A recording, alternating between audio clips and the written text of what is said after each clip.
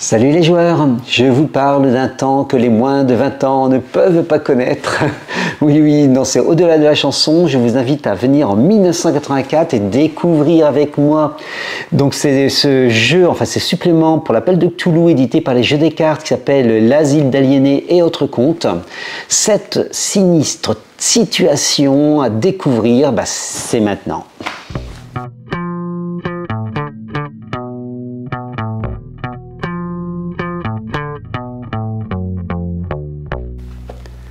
Alors rapidement, vous dire que cet ouvrage est un ouvrage souple de 80 pages, entièrement en noir et blanc. Et ça, c'est normal, c'est un format qui est A4, on est typique dans les standards de l'époque, souple avec un dos un peu type magazine. C'est une illustration surtout qui retient notre attention, l'illustration de la page de garde, qui est la même de celle de derrière, qui est en fait une illustration assez jolie, voire même très jolie, avec un petit côté ancien. Enfin, on sent la patte graphique ancienne et à la fois elle est saisissante et très intéressante.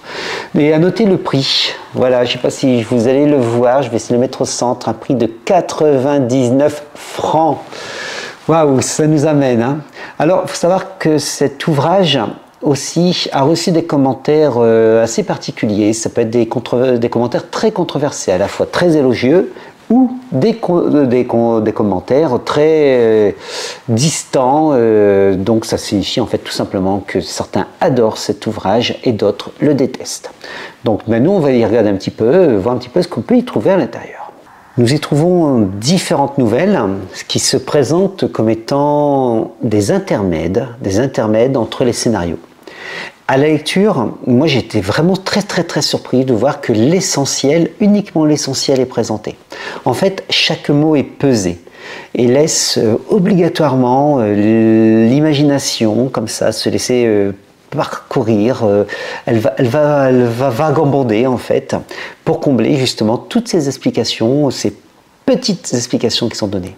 Les descriptions sont donc réduites et les cartes, comme les plans, sont tout petits, un peu comme pour s'excuser d'être placé là.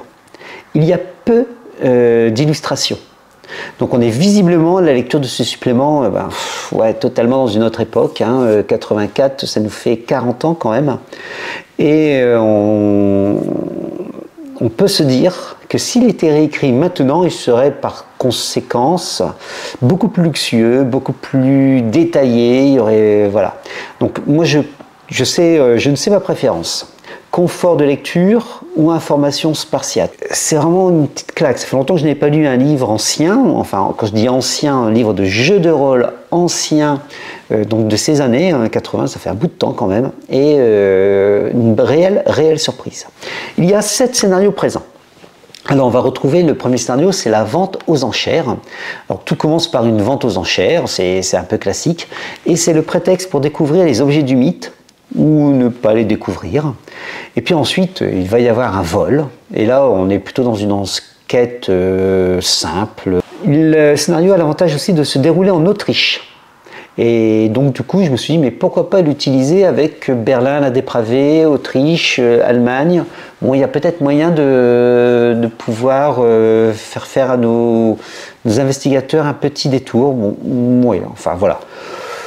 Assez classique, bien mené, tranquille, effectivement un intermède qui va bien.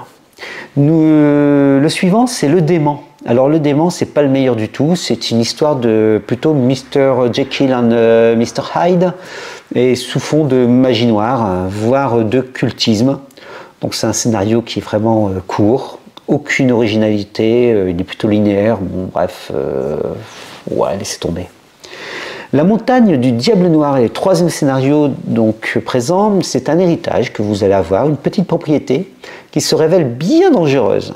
Alors ce n'est que le prétexte, en fait, cet héritage, un scénario. Et les critiques et moi-même pourront dire que c'est un scénario qui peut être transposable en Heroic Fantasy sans aucun souci à l'ancienne. Vous allez retrouver des galeries de monstres. Alors on va penser aux loups par exemple. Je vous mettrai une petite vidéo avec les différents loups, caractéristiques presque similaires. Et tout se termine dans un donjon, ici plutôt un tertre. Et même les objets magiques présents à la fin, ce que vous pouvez gagner grosso modo si vous combattez les créatures. Bref, c'est un donjon, donjon à l'ancienne. Donc là, années 80. L'asile. Alors l'asile, c'est celui qui a donné le titre à l'ouvrage, et celui-là est bien particulier. Alors ils sont très bons l'ancien. Par exemple, on va trouver des termes en anglais, c'est marqué Stonecrest, et il sera expliqué à la fin, une petite astérix avec une explication, note du traducteur, Stonecrest, en français, crête de pierre. Donc voilà, c'est l'apparition d'ouvrage, l'apparition de mots anglais dans l'ouvrage, c'est voilà, avec la petite note du traducteur comme pour s'excuser aussi, j'ai pas fini de traduire, mais ça me paraissait bien de vous le mettre quand même. Enfin voilà. Bon, allez, au-delà du vocabulaire, c'est plutôt un scénario qui promet, au prix bien sûr de transformation, un petit quelque chose. Il promet, on sent qu'il y a un petit quelque chose qui pourrait arriver. Alors, un asile est décrit. Il y a un culte secret, des dégénérés, des créatures. Il y a en fait peu d'enquêtes. Rapidement, on arrivera à un ou plusieurs combats. Et de fait, peut-être étayer le côté enquête. Et là, vous pouvez peut-être toucher un scénario qui vaut la peine d'être sympathique. Alors, il faut savoir que l'illustration de cette couverture, c'est l'illustration qu'on va retrouver en noir et blanc à l'intérieur pour illustrer justement l'asile.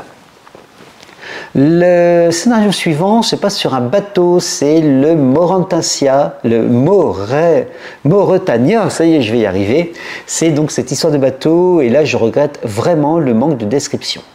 C'est un scénario transatlantique qui est prétexte à l'imbrication de 3 ou 4 histoires différentes. Nous avons une tentative d'assassinat, un tueur en série, un culte démoniaque, une séance d'invocation qui rend fou. Bref, tout ça s'est mélangé, tout ça va se retrouver en scénario pas forcément imbriqués les uns dans les autres en plus. Et le problème, c'est qu'en voulant trop en faire, en fait, on ne fait plus rien. Du coup, on sent du potentiel, mais il y a du travail à donner en fait pour avoir du liant et chercher donc des plans, parce que là je vais vous mettre pareil aussi, je vais vous mettre le plan du bateau, c'est réduit à une portion congrue en fait. Pour avoir aussi des descriptions, parce que un bateau ça se décrit, ça donne vie, sentir le bruit des machines, le tangage, enfin beaucoup de descriptions seront nécessaires et pour donner peut-être une ambiance. Alors ça je pense qu'il peut se jouer sur une ambiance assez de huis clos assez glauque. Il y a quelques coquilles et dans les rares plans présents, on retrouve par exemple le texte bath pour la salle d'eau, et ça reste voilà, on sent un petit peu l'artisanal. Alors que tout le reste est traduit, tout le reste du plan est traduit, on va retrouver les différents termes, mais celui-là, bon, il a été coquillé, été oublié. La traversée donc dure 7 jours et vous avez à avoir un emploi du temps des événements qui va se trouver présent. Vos joueurs donc peuvent très bien traverser en se sentant versé sans avoir maille à partir avec quoi que ce soit, ou alors peut-être entrer dans le plus mythe en fait. Donc il faut savoir que ce scénario, du coup, on peut se sentir relativement libre. Alors d'un côté on a des scénarios très linéaires, d'un autre côté celui-ci est totalement libre. Le dernier scénario qui est en fait un scénario je dirais historique d'une certaine manière, c'est la maison Westchester. Alors Westchester, c'est une maison qui existe vraiment, une maison qui a été donc de la famille Westchester, c'est la famille avec les armes à feu donc aux États-Unis, et c'est une maison qui se visite, qui a été construite avec une immense fortune, selon des plans qui n'étaient pas des plans de briques et de broc, et donc des pièces qui débouchent sur rien, des escaliers qui arrivent sur le plafond, des fenêtres qui s'ouvrent sur des murs, des portes qui s'ouvrent sur le vide. Bref, cette maison est construite par une médium, et au fur et à mesure des demandes des esprits, et donc c'est une maison très très particulière parce que vous avez une vraie histoire de fantôme qui se retrouve derrière. Alors une vraie histoire de fantôme, on se comprend. Hein. Et tout ça c'est décrit en fait, et on va y faire vivre vos investigateurs dans cette histoire de fantôme. Donc ça devient intéressant de pouvoir jouer là-dessus. Hein. Vous allez repartir sur un tableau maudit et découvrir des imbrications de pièces dans un cadre qui lui est documenté, que vous allez trouver assez facilement sur internet, qui fait partie des petites chroniques un peu de l'étrange, qui va nous rendre le scénario un peu piquant, un peu particulier. Bon, il est pas mal du tout celui-là, je pense à adapter, il peut être intéressant aussi. Mais alors, qu'est-ce qu'on peut penser de cet ouvrage? Ben, sincèrement, à la fois enthousiaste, peut-être cette Madeleine de Proust, peut-être ce côté un peu suranné, un peu particulier d'écriture. Et donc se dire, mais quand même, on savait aller à l'essentiel, et c'est après l'imagination, bah, c'est pas plus mal, c'est intéressant.